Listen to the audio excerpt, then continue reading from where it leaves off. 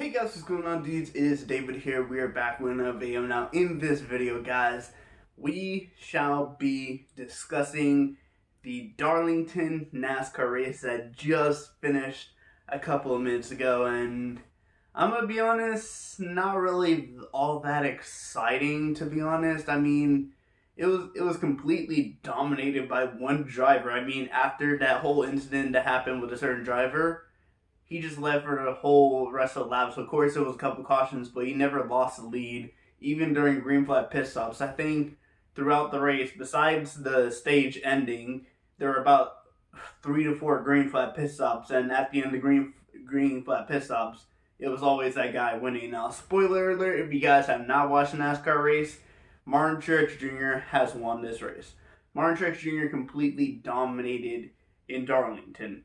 And I just want to say this, I did not know this watching this race, that stage winner at Darlington has never won the race. And the fact that Martin Truex Jr. not only won the race, he won stage 1 and he won stage 2. That just means Martin Truex Jr. was completely and utterly dominant when it came to this race. Now, when it comes to the rest of the top 10 finishers, the rest of the top 10 finishers will be right here. Kyle Larson. Where did he come from? Because this man was not even towards the beginning, for most of the race, most of the beginning of the race, Kyle Larson was not even a top 5 car. He was not even there. I'd probably say he was a top 10 car, but he was not battling and almost giving Martin Truex Jr. a run for his money when it came to the actual winning, trying to win the race. But those final 24 laps, all we saw was Kyle Larson just inching in, trying to eat at Martin Truex Jr.'s lead. He even went 3 wide in between 2 cars, between Ryan Newman and Tyler Reddick. He went straight in between. Now at Darlington, you can't go 3 wide. But Kyle Larson still managed to pull that off, and Kyle Larson managed to finish in 2nd place. Now, guy I wanna give props to, Kyle Busch. If you guys watched the race, Kyle Busch ended up cutting a tire down. Hold on. When did he cut a tire down? I think he cut a tire down, I'm pretty sure. It was after Eric. I think he cut a tire down on lap 14 of the race. And the fact that Kyle Busch was able to pit, go a lap down, he didn't go back. He didn't go a lap down because it was a crash. Wait, was it?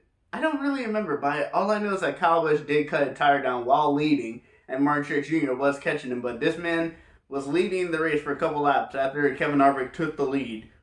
Kyle Busch passed Kevin Harvick. A couple laps later, we see Martin Truex Jr. starting to chase down Kyle Busch. Kyle Busch eventually cuts the tire and thankfully spins it, and which causes a caution. That's why he didn't go a lap down. Yeah, he caused a caution and was able to pit, stand the lead lap, drive his way back up, end up getting a top 5. Very good day for Kyle Busch, and man, after this win that just happened for Kyle Busch, the street, hey, looks like this is the old Kyle Busch, like the old Kyle Busch returning, and I'm very excited for this because I love Kyle Busch, so I want to see him do good. But speaking about good, can we get this man a props?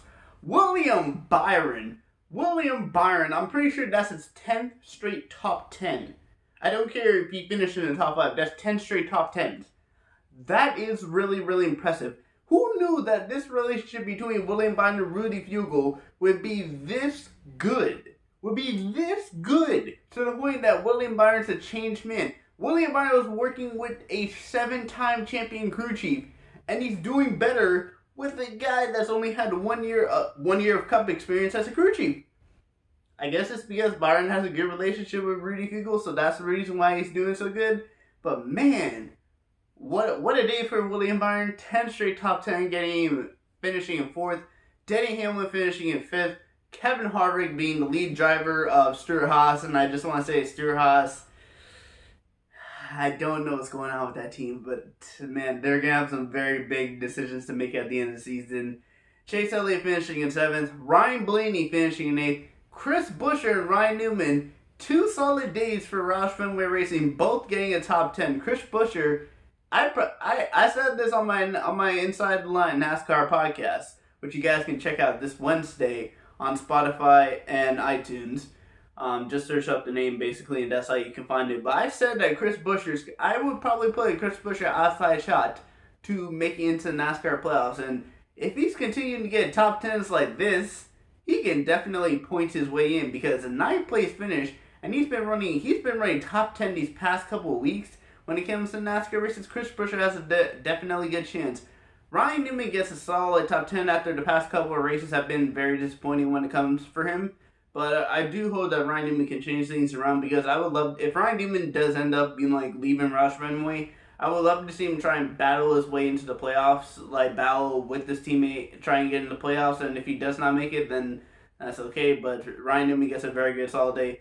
Chase Briscoe, the second best finishing Stewart-Haas car, and if you guys are wondering why I'm smiling like this, it's because the other two Stewart-Haas cars finished 36th and 37th. Cole Custer and Aric Almirola both had this kind of similar. They both had similar incidents.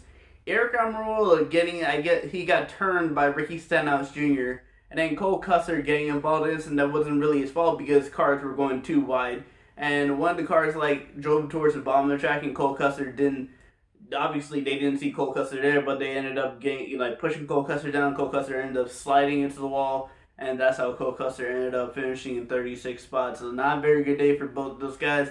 Aric Almirola's had a bad couple of races. I mean, he's had really bad luck, and he doesn't really need that, because this season's going to be a big season for him if he really wants to get a contract extension at Stewart-Haas Racing. But the way things are going right now, I think that's highly doubtful.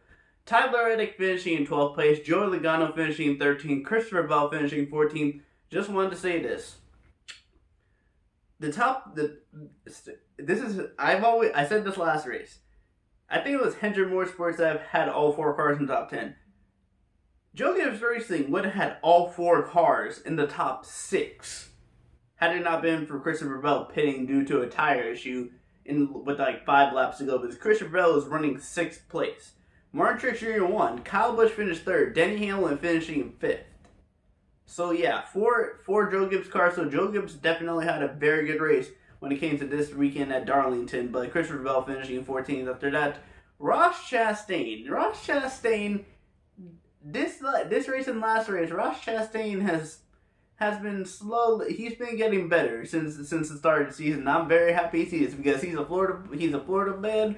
Bruh, and I want to see this Florida guy do very good, so he gets the top 15, the best finishing Chip Ganassi racing car.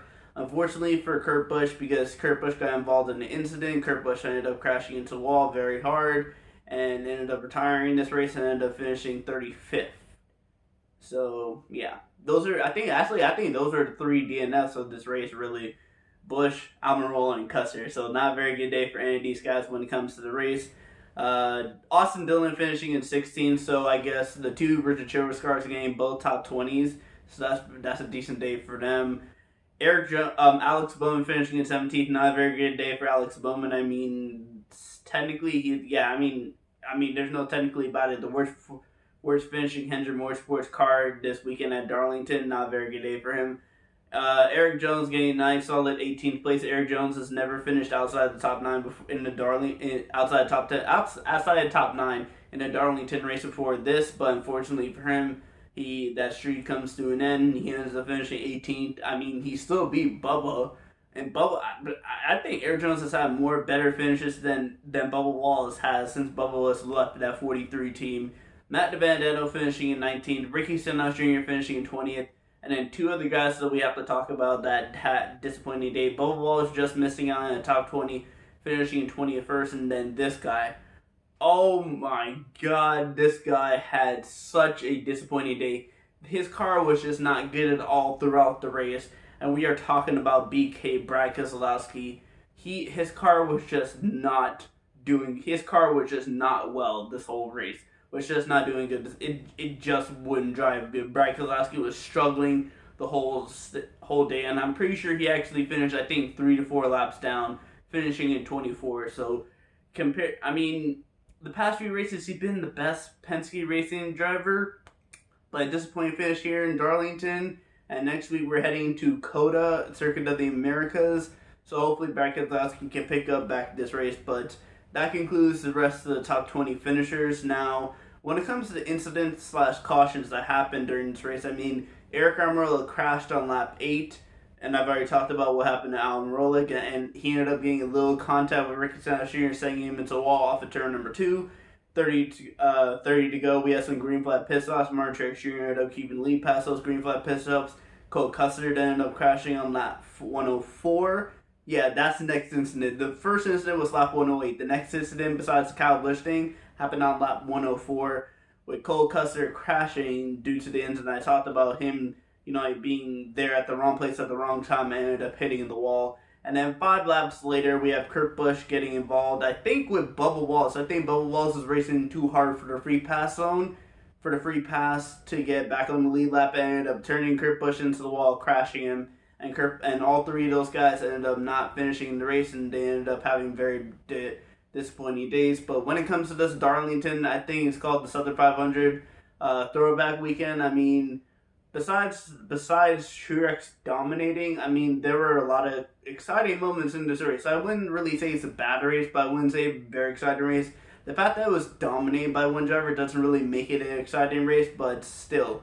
Darlington throwback weekend, there were a whole bunch of good paint schemes, like throwback paint schemes that they were in there. I mean, I think there were only like 2 that weren't throwback paint schemes. Christopher Bell's, I don't really think was a throwback paint scheme, and I think one more, I can't really remember which one.